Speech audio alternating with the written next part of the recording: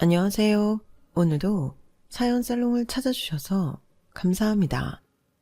저는 50대 중반 여자입니다. 여러분께선 혹시 인생에서 이 말만큼은 진짜다 하고 믿는 게 있으신가요? 50대쯤 되신 분들은 공감하실지도 모르겠어요.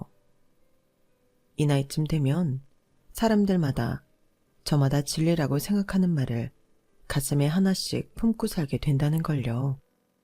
꼭 성인군자의 거창한 명언들만 해당되는 것이 아니라 예를 들면 관상은 과학이다 같은 다소 뻔하고 주변에서 많이 사용되는 말 같은 걸 말이에요.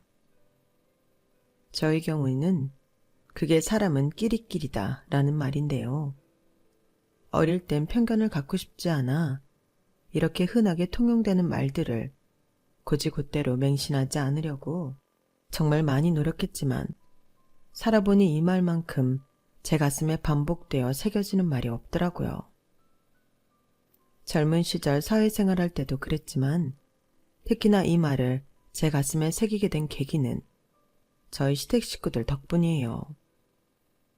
저희 남편은 남동생만 둘이 있는 집안의 장남인데요. 저희 젊은 시절 장남이라는 것만 해도 무게가 컸는데 가난한 집안 환경에서 커온 남편은 그야말로 소년 가장이까지 했어요. 아버님께서 남편이 대학에 입학하자마자 돌아가셔서 나이 차이가 꽤 나는 두 동생들을 마저 공부시킨다고 대학을 졸업하자마자 곧바로 취직을 해서 집에 열심히 돈을 벌어다 줬거든요.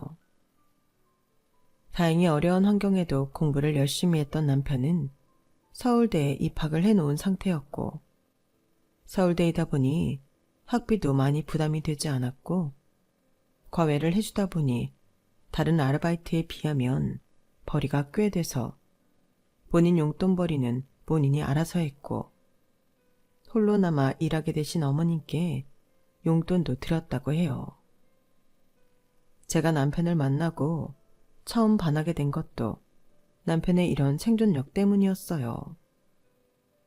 저에겐 친오빠가 한 명 있는데 3대 독자라고 할머니, 할아버지부터 부모님까지 온 식구가 오냐오냐 키운 탓에 빨래나 청소는커녕 제 손으로 밥 한 번 지어 먹지 못하는 왕자 중에 왕자로 컸거든요.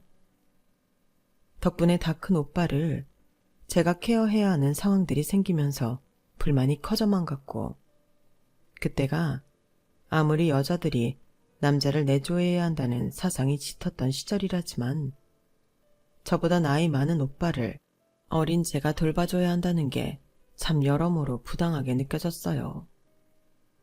결혼해서도 저희 오빠 같은 사람을 만나 고생할 생각을 하면 끔찍했기에 저는 나중에 꼭 오빠랑 반대인 사람을 만나야겠다고 결심했었거든요. 그러던 중에 친구의 소개로 만나게 된 남편은 참 요리는 기본이고 알뜰살뜰 살림도 잘 할 줄 아는 남자라는 점이 엄청난 호감 포인트가 됐어요.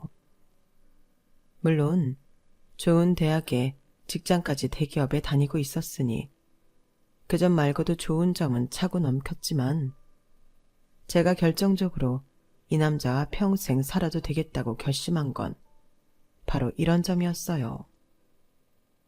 살림 잘하는 것뿐만 아니라 소위 말하는 개천에서 용났다는 말에서 그 용의 표본 같은 남자였거든요.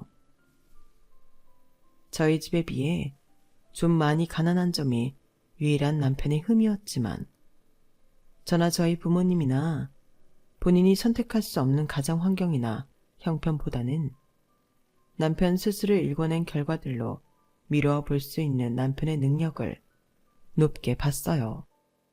어려운 상황에서 환경 탓, 남 탓하지 않고 자신의 앞길에 놓인 과제들을 묵묵히 성취해내는 남편이 참 멋있었던 것 같아요.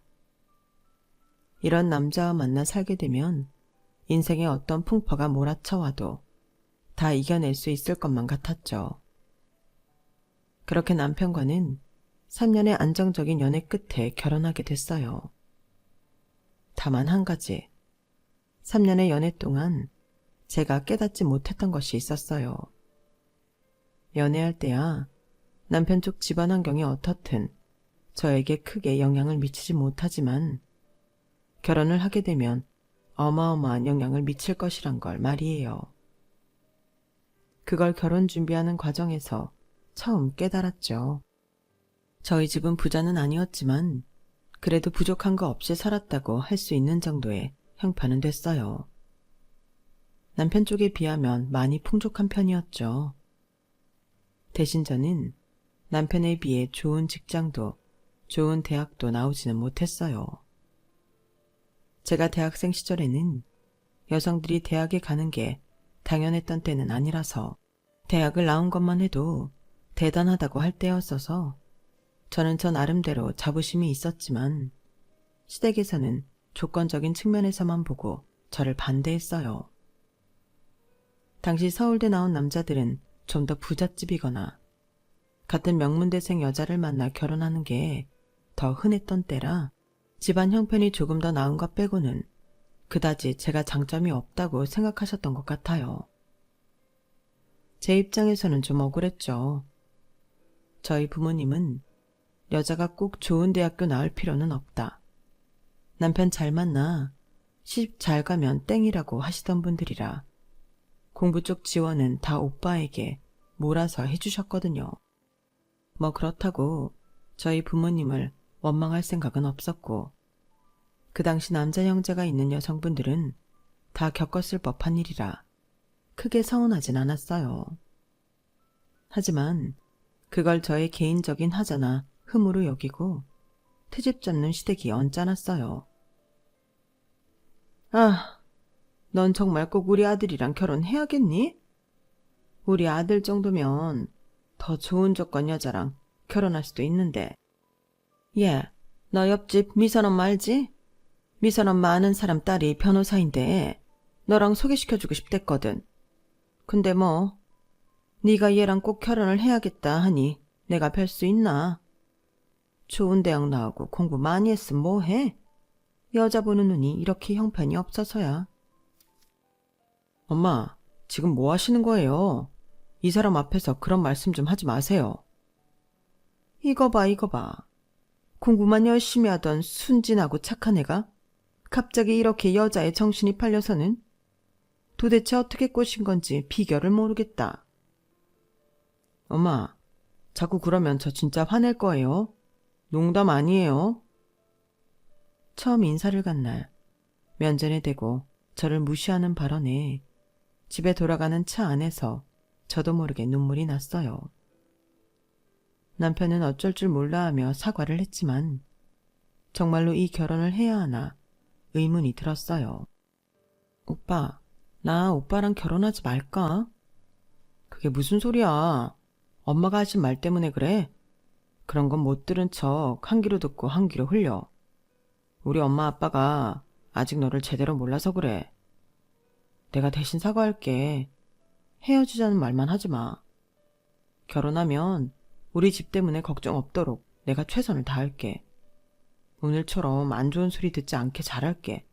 응? 내가 미안해. 그날은 저도 울고 오빠도 울었어요. 저는 그날 이후로 마음이 좀 차갑게 식었지만 그 뒤로 꾸준히 애정을 표현하고 저를 달래는 오빠에게 서서히 다시 믿음을 되찾았죠. 남편은 한다고 내뱉으면 하는 사람이라는 걸 그동안 연애했던 기간 동안 충분히 지켜봐왔기에 못 믿을 건 아니었던 것 같아요. 제가 상처받았던 마음을 회복하고 난 뒤에는 남편이 혹여나 제가 결혼 문제로 상처받을까봐 준비하는 내내 세심하게 신경을 많이 써주었어요. 하지만 상견례 때만큼은 남편도 어찌할 도리가 없었죠. 아, 사돈. 이런 말씀 드리긴 참 그렇지만 우리 애가 서울대 땡땡 대기업에 다니고 있잖아요. 요즘 이런 조건이면 부잣집 따님이나 비슷한 직장 다니는 여자랑 만날 수 있는데 솔직히 부모된 입장으로 아들이 영 아까운 건 사실이네요. 보다시피 아들이 셋인데 그 중에 제일 잘난 아들이라. 네, 그렇죠. 서울대 아무나 가는 거 아니긴 하죠. 그 회사도요. 안 그래도 주변 친구들한테 자랑을 많이 했어요. 잘 키운 귀한 아드님, 저희 딸에게 장가 보내주셔서 참 감사하게 생각하고 있답니다. 우리 딸도 좋은 조건은 아니지만 금지옥엽 귀하게 키운 아이예요. 내 딸이다 생각하고 어여쁘게 봐주셔요.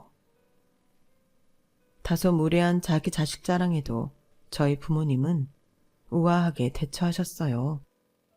남편도 좀 아니다 싶었는지 저희 부모님 몰래 어머님께 눈치를 주긴 했지만 어머님은 영 눈치를 못 채시는 것 같았죠. 주변 분들한테 자랑할 일이 많아 좋겠어요.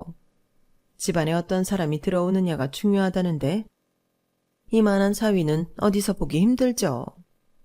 아무리 제 아들이라지만 뭐 하나 한 군데 빠지는 데가 없어서 다른 사람이 눈에 안 차는 게 문제라니까요.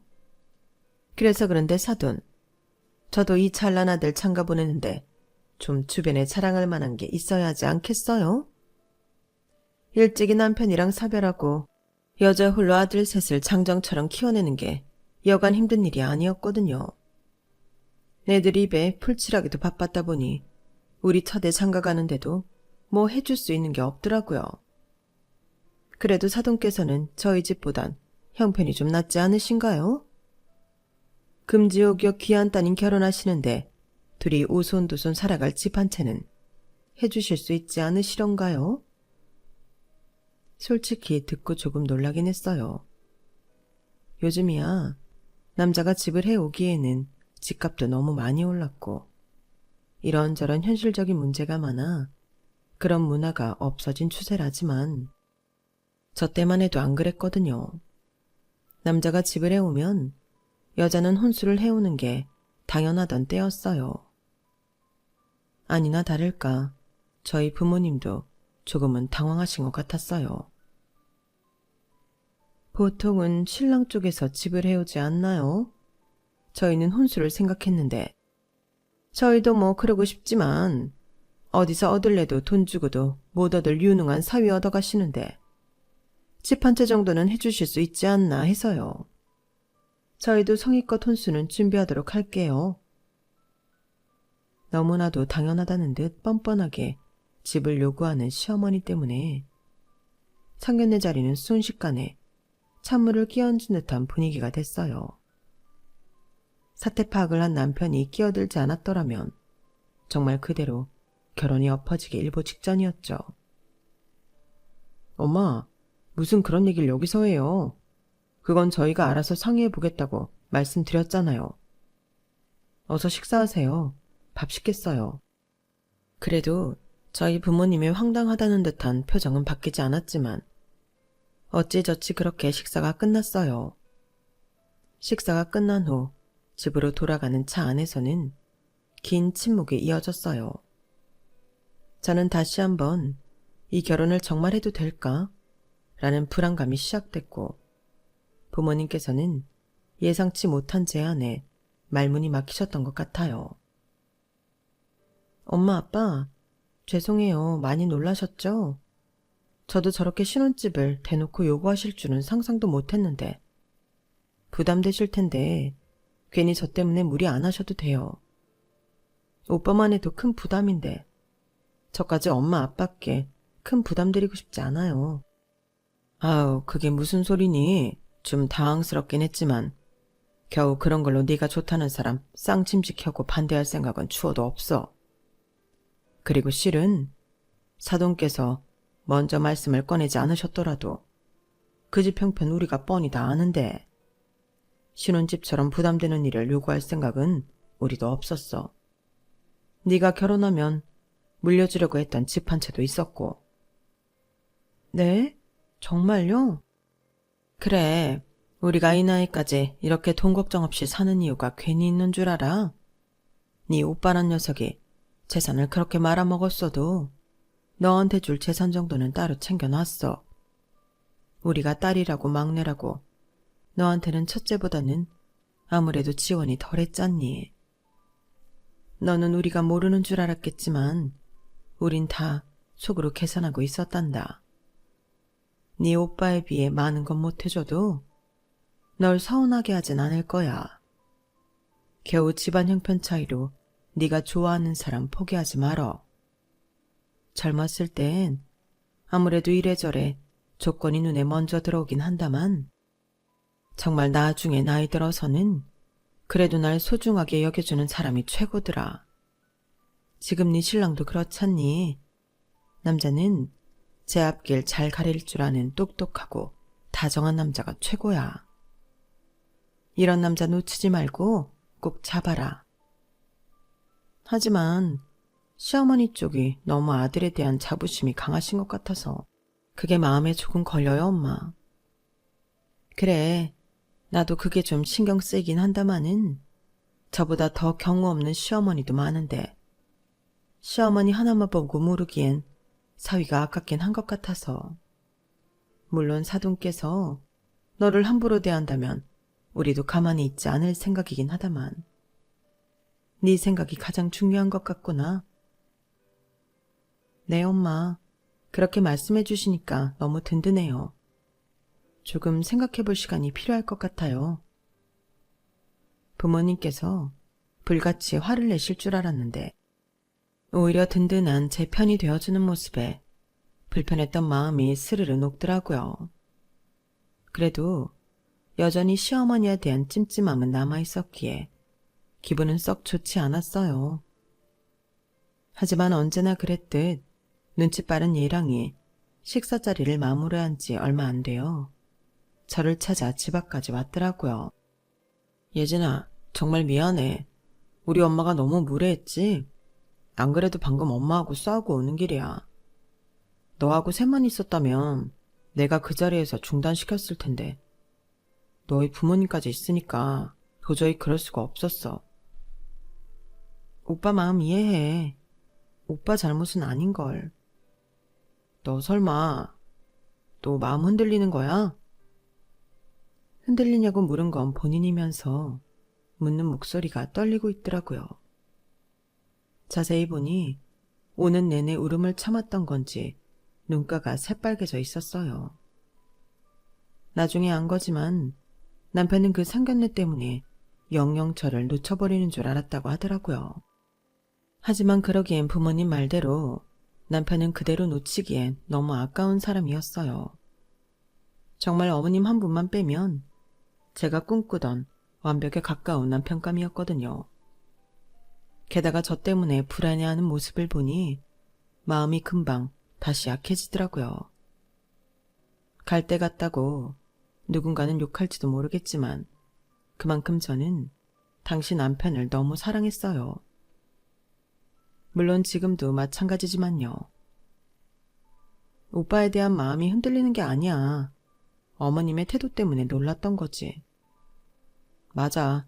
내가 정말 미안해. 장인 장모님께도 내가 대신 사죄드릴게. 신혼집 같은 건 정말 안 해와도 돼. 결혼하고 조금만 단칸방에서 지내다가 내가 금방 대출 내서 좋은 집 구해볼게. 우리 처음부터 그러기로 한 거였잖아. 딱 2년만 기다려주라. 응? 알겠으니까 그만해. 누가 보면 오빠가 나한테 죽을 죄 지은 줄 알겠어. 네가 오늘 이후로 나 안 봐주면 그게 죽을 죄 맞지. 그럼 우리 결혼은 계속 이대로 진행하는 거지?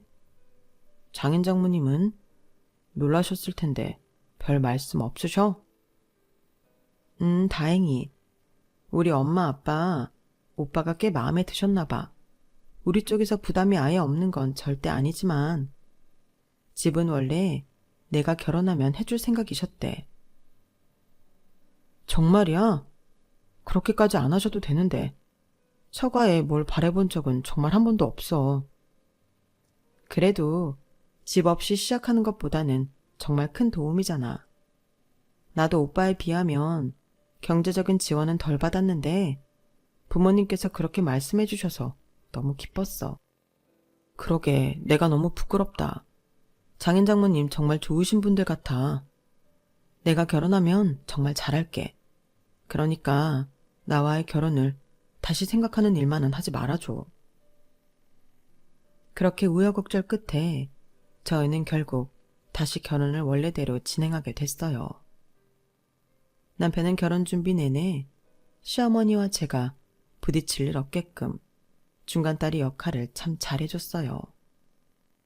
시어머니는 막상 저희 쪽에서 정말로 집을 해오니 딱히 트집 잡을 건 없었는지 결혼식 날까지 조용하시더라고요.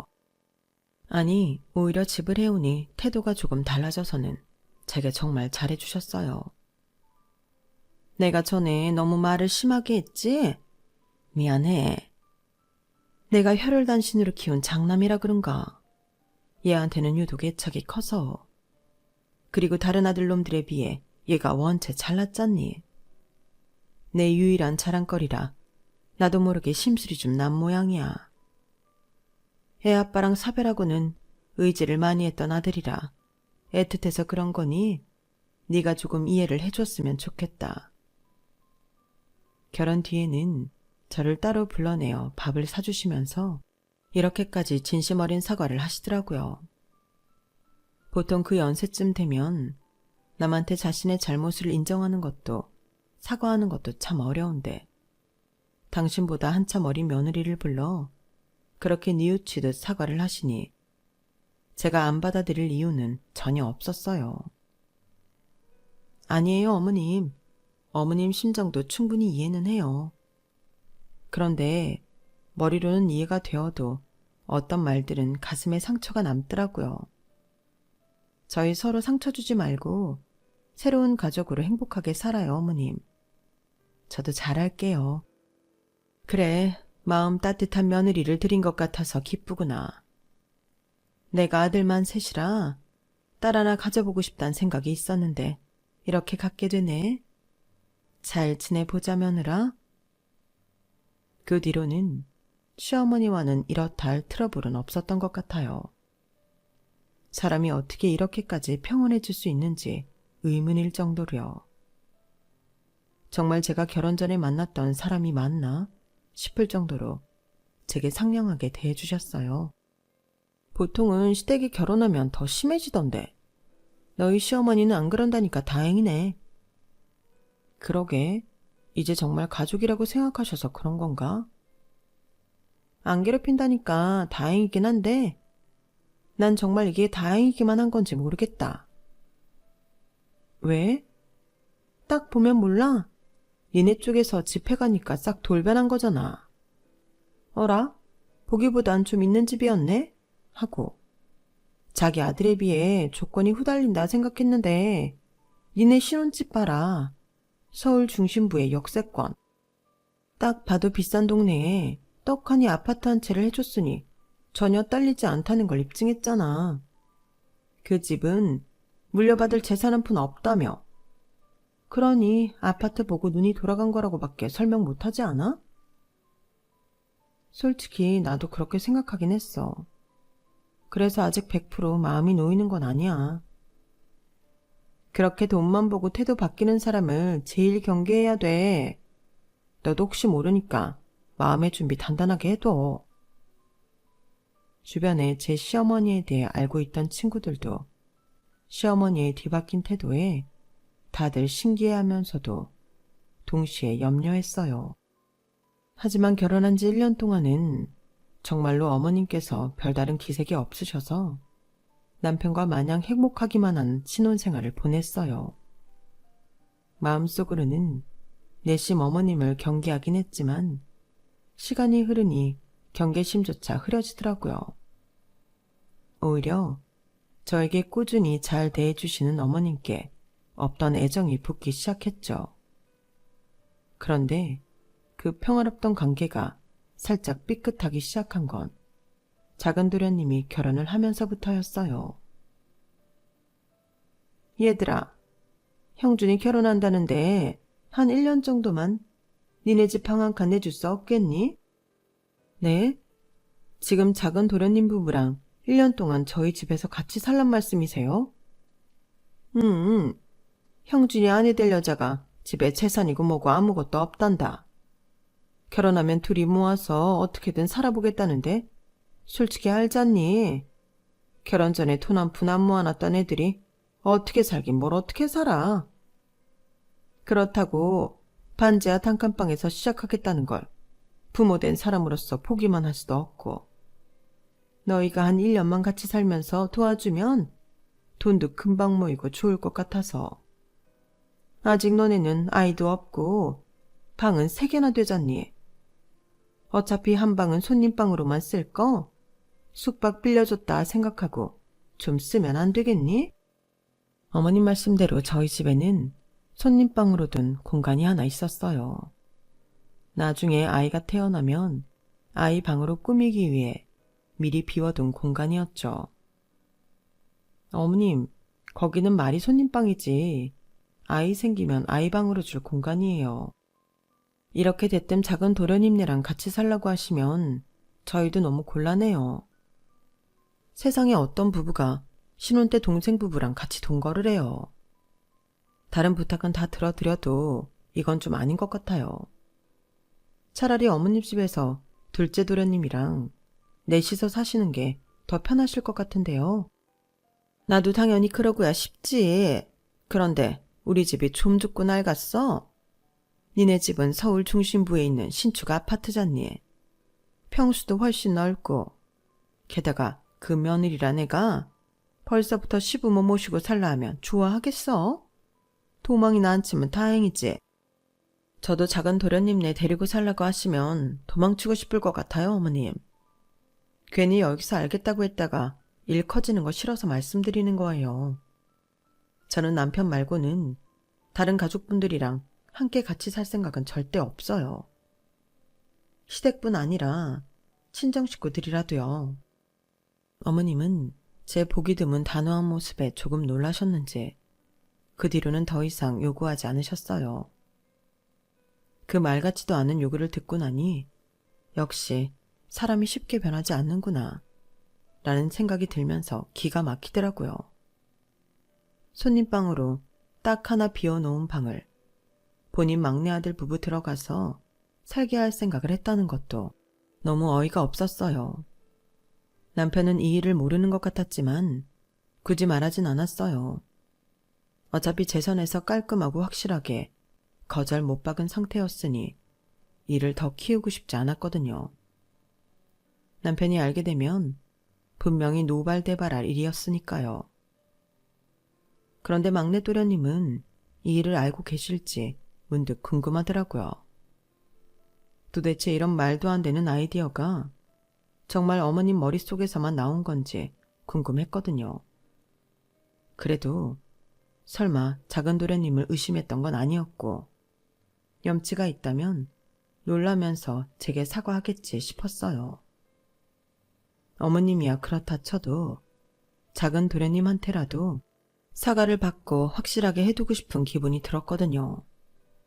그래서 시댁에 방문했을 때 기회를 틈타 작은 도련님께 슬쩍 물어봤어요. 도련님, 혹시 어머님께서 신혼 때 집 문제 어떻게 해결하라고 말씀 안 하셨어요? 집 문제요? 아, 형수님 집 들어가는 거요? 그거 왜요? 형수님이 안 된다고 거절했다면서요.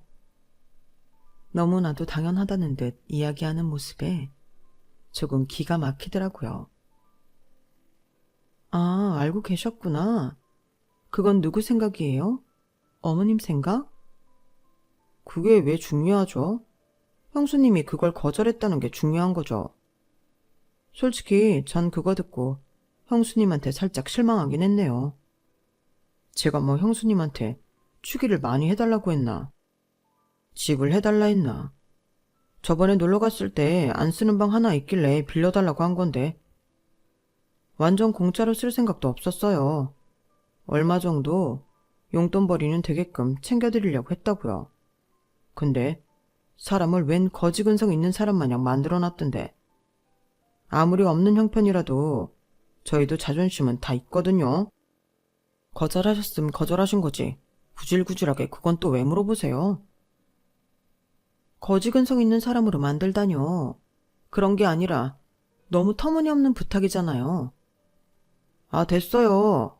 안 그래도 그것 때문에 기분 상한 거 참고 티 안 내려고 했는데 왜 굳이 들춰내가지고. 형은 모르죠?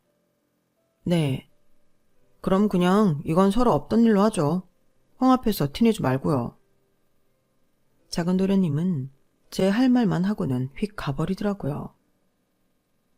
어이없는 소리를 들은 건 저인데 본인이 불쾌한 소리를 들은 것처럼 구는 태도에 순간 혈압이 치솟는 것 같았어요. 그래도 결과적으로는 손해본 게 없었고 저만 입 다물면 싸움이 크게 번질 일도 없으니 그냥 넘어갔어요. 애초에 그런 기막힌 제안을 한 개념 없는 인간에게 사과받을 생각을 한 제 스스로가 웃기더라고요. 그동안 별 생각 없었는데 그 사건으로 작은 도련님을 다시 보게 되더라고요. 어차피 결혼하면 지금만큼 자주 보지도 않을 사람이다 생각이 들어서 무시하며 살자 생각했는데 작은 도련님의 무식함은 결혼 후에 더 심하게 드러났어요. 거기다 꼭 본인과 도덕 수준이 비슷한 여자를 데려왔더라고요. 그때 어렴풋이 느꼈죠. 사람은 정말 끼리끼리구나 라는 사실을요. 어머 형님, 친정에 돈이 좀 있다고 들었는데 진짠가 봐요. 이 가방 좀 봐. 이거 완전 비싼 거 아니에요? 이거는 친정에 돈이 많아서 산 게 아니고요. 남편이 월급 모아 사준 가방이에요. 어머 정말요?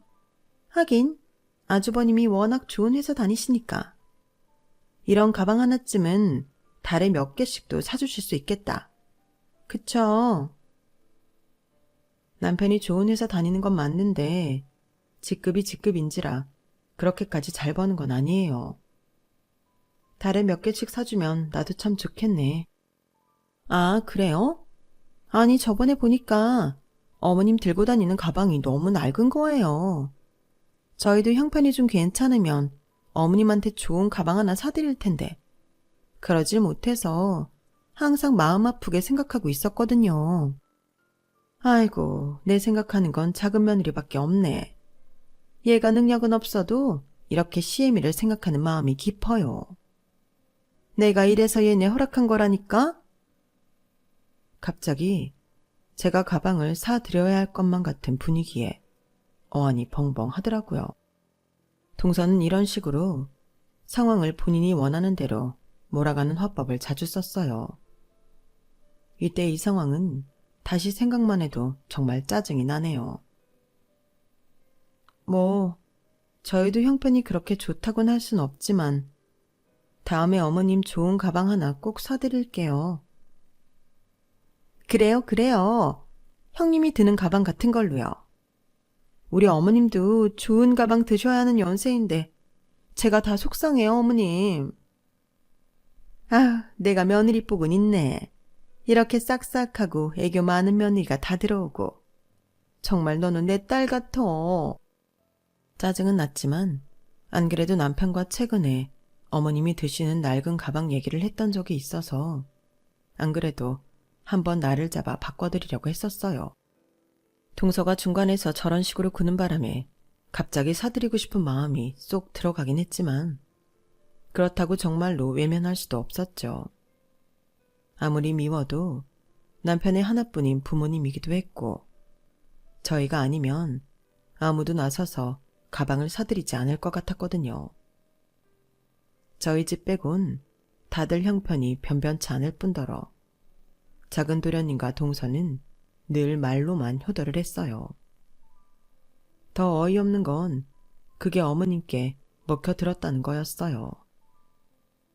저는 작은 도련님과 동서한테까지 굳이 제 피 같은 월급을 쓰고 싶은 생각은 없어서 되도록이면 어머니만 계실 때 찾아뵈려고 했어요. 작은 도련님과 동서는 가족 모임에 단 한 푼도 쓰지 않았거든요. 저희가 밥을 샀으면 커피라도 한 잔씩 살 법한데 계산할 때만 됐다 하면 둘 다 짠 것처럼 자리를 비우거나 멀찍이 떨어져서 딴짓을 한다거나 했어요. 남편도 그걸 느꼈는지 제가 어머니만 계실 때 찾아뵙자는 말에 별다른 토를 달지 않았어요. 둘 다 돈은 내지도 않으면서 먹기는 얼마나 먹어대는지. 어머님과 셋이서 식사를 했으면 그 정도 안 나왔을 돈이 항상 그 부부가 끼면 금액이 엄청나게 올랐거든요. 이번 엄마 생신 말이야. 우리는 일 때문에 당일은 못 갈 것 같아서. 우리는 알아서 그 주 안에 찾아뵐게. 미안하지만 당일엔 너랑 막내랑 좀 챙겨드려. 고맙다. 어머님 생신 때도 일부러 남편이 둘째 도련님께 이야기해 저희만 당일 생신 파티에 빠졌어요. 어머님만 따로 챙겨드리고 싶은 마음이었거든요. 괜한 노파심이었지만 혹시나 토요일에 방문하면 동선애가 따라올까봐 일부러 저희는 일요일에 방문했어요. 직장인들은 일요일엔 보통 집에서 쉬니 어쨌든 일을 하고 있는 두 사람이 일요일까지 여기 쫓아올 거라곤 생각도 못했거든요. 어머님, 저희 왔어요. 어머 형님, 왜 이제 오세요? 저희가 얼마나 기다렸는지 아세요? 아니, 동서가 여기 왜 있어? 왜긴요. 어머님 생신 주간이니까 있었죠. 그래도 가족이 완전체로 한번 모여야 하지 않겠어요? 그래요. 당일에 못 온다 하시니 어찌나 서운하든지. 자, 다 모였으니 식사하러 가볼까요? 남편은 한숨을 내쉬었고 저도 머릿속이 새하얘지더라고요. 자기들끼리 신나서 미리 식당까지 예약했다며 보여주는데 반응할 기력도 없어서 가만히 있었어요.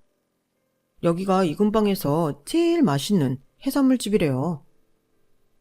두 사람이 데려간 식당은 해산물을 메인으로 한 프리미엄 시푸드 레스토랑이었어요. 분위기도 좋고 음식 가짓수도 많고 맛도 좋고 참 모든 게 다 좋았지만 인당 가격이 어마어마했죠. 거기다 이런 날은 술을 마셔야 한다며 신나서 술을 주문하는 꼴을 보니 머리가 아프더라고요. 오빠, 와인 한 3병만 시킬까? 그 정도면 우리 둘이 마실 양 아냐? 더 많이 시켜. 집 앞이라 운전 걱정도 없는데. 오늘 어디 한번 죽어보자.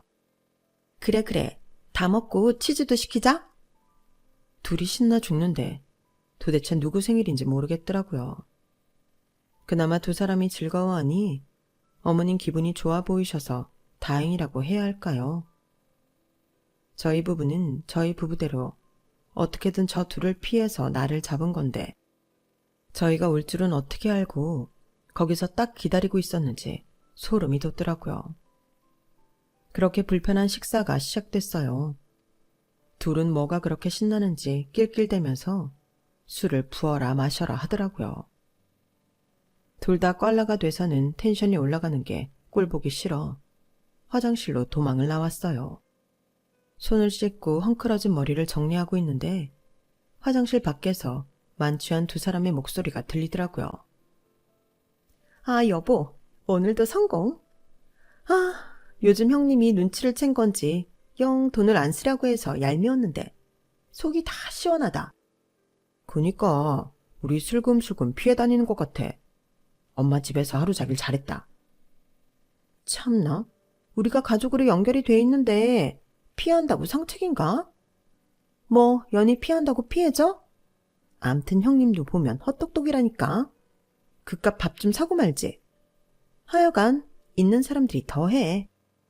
그니까 부자가 왜 저렇게 인색해? 에휴, 됐어. 나도 형 명문대 갔다고 잘난 척하고 집에서 왕자 대접 받는 거 꼴 보기 싫었는데 이렇게라도 뜯어 먹어야지 어쩌겠어. 아니, 근데 여기 진짜 맛있다. 덕분에 우리 처음 만난 기념일 여기서 잘 보내네. 그니까 남의 돈으로 기념일에 비싼 레스토랑 오니까 너무 좋다. 아무튼 호구 같은 것들. 저런 인간들은 있는 거 없는 거 싹싹 긁어먹어야 제맛이라니까. 그니까 우리가 뭐하러 돈을 써? 한 푼이라도 더 있는 놈이 지갑을 여는 게 맞지. 저 둘이 가진 거라곤 돈밖에 없는데 돈이라도 써야지. 어차피 아직 자식도 없는 마당에 돈 나갈 데도 없을 텐데 이런데 팍팍 써야 될 거 아니야. 두 사람이 하이파이브에 박수까지 치는 걸 듣고도 아무렇지 않았는데 그 말을 듣자 정말 꼭지가 돌더라고요. 저는 그 발로 나가서 꽐라가 된 동서 머리채를 잡고 화장실로 끌고 들어왔어요. 형수님, 여보. 아, 형님, 이거 놓으세요. 이거 놔달라고요. 이것들이 좋게 좋게 봐주니까 우리가 호구로 보여? 뭐? 결혼기념일? 이 거지 같은 것들이 매번 얻어먹는 걸로도 모자라서 기어이 어머니 집에 니네 기념일까지 죽치고 있다가 밥을 얻어먹냐? 니네가 먹은 건 니네가 계산해. 알겠어? 더 이상 우리도 당하고만 있진 않을 거니까. 저는 신명나게 동서의 머리채를 잡아 흔든 후 바닥에 내팽개 쳤어요. 본인도 상황이 잘못된 건 아는지 평소처럼 저한테 한마디도 못 따지더라고요. 화장실에서 나오자 사색이 된 작은 도련님이 보였어요. 저기 형수님, 딴 건 모르겠는데 제발 형한테는 말하지 말아주세요. 네? 저희가 잘못했어요. 이제 와서 사과 받아주기엔 제가 당한 게 너무 많았어요. 앞으로 저 볼 면목 없을 것 같은데 그냥 이대로 보지 말고 살아요. 남편 체면도 생각해서 뺨이라도 때리고 싶은 거 겨우 참고 있으니까. 거의 바로 제 뒤통수에 대고 뒷담화를 하다 들킨 거나 다름없다는 걸 본인들도 충분히 인지를 하고 있는 것 같았어요. 두 사람 다 제게 반박은커녕 어쩔 줄을 모르더라고요. 그나마 부끄러움이라도 느낄 줄 아는 인간들이라 다행이었죠. 동서는 헝클어진 머리를 정리한 건지 멀쩡한 척 자리에 와 앉았어요. 작은 도련님 역시 제 눈치를 보긴 했지만 최대한 티를 안 내려고 노력하는 것 같더라고요. 조금은 어색한 분위기 속에 어머님만 눈치를 못 챈 채로 식사 자리가 끝났어요. 아까 저에게 한 방 맞았으니 이번엔 좀 달라졌을까 싶었는데 아니나 다를까 두 사람은 식사가 끝나자마자 뒤로 슬그머니 빠지려고 하더군요. 그도 그럴 것이 지들이 신나게 먹은 덕에 가격이 어마어마하게 나왔거든요. 남편이 평소처럼 카드를 꺼내려는데 제가 카드를 도로 집어넣었어요. 남편이 왜 그러냐는 듯한 표정을 짓길래 저는 뒤로 물러난 작은 도련님과 동서 뒤로가 두 사람의 등을 앞으로 힘껏 밀었어요. 아까 화장실 갔다 오면서 얘기했는데 오늘은 도련님네가 한턱 쏘신대. 인간적으로 오늘은 너무 본인들이 많이 먹었다고 사주시겠대. 정말이야? 웬일이냐? 살다 보니 내가 동생한테 얻어먹는 날도 다 오고. 잘 먹었다. 고맙다. 그러게 나도 막내한테 생일상 얻어먹는 건 처음인 것 같은데 아들 키운 보람이 있구나. 그쵸 어머님, 저희 디저트 먹으러 가요. 엄청 유명한 베이커리에서 케이크 사왔거든요. 그래? 아, 맛있겠네. 여보, 당신도 얼른 와. 저는 어머님과 남편의 팔짱을 양옆에 끼고 가게를 먼저 나서버렸어요.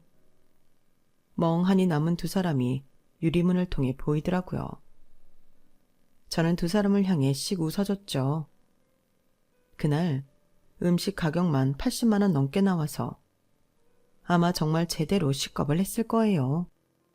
그러게 사람을 왜 제대로 건드려서는. 아직도 남편은 그날 얘기만 나오면 무슨 돈이 있어 그렇게 쏜 거냐고 도련님한테 묻곤 해요. 제가 남편에게 곧이곧대로 말 안 하고 비밀을 지켜주는 것만으로도 두 사람은 저에게 감사해야죠.